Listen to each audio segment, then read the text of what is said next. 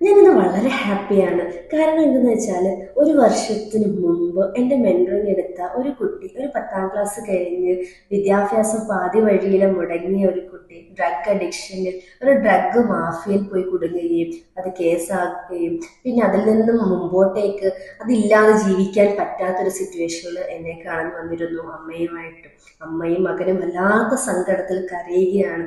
ഇനി എന്താ ചെയ്യേണ്ടതെന്നറിയില്ല, അതില്ലാതെ പറ്റണില്ല, പക്ഷെ എനിക്ക് മാറണം. ആ മാറണം എന്നുള്ളൊരു വാക്കിലാണ്, ആ ഒരു ധൈര്യത്തിലാണ് ഞാൻ തുടങ്ങിയത്. നിനക്ക് മാറണോ? എങ്കിൽ ഞാൻ നിന്നെ സപ്പോർട്ട് ചെയ്ത് കൂടെ ഉണ്ടാകും നിന്റെ യാത്രയിൽ എന്ന് പറഞ്ഞു.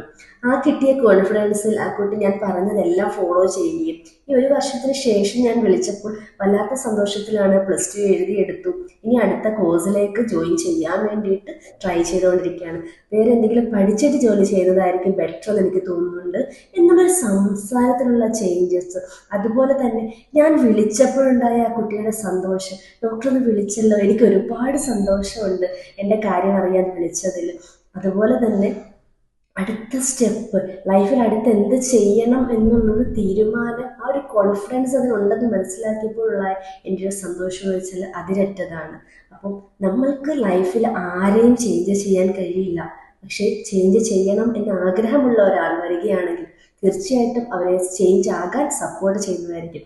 അപ്പം നിങ്ങൾക്ക് ചേഞ്ച് ആകണം എന്നുണ്ടെന്നുണ്ടെങ്കിൽ വേഗം ഫോൺ എടുത്ത് ടിങ് ടിങ് വിളിച്ചോളൂ. ബൈ.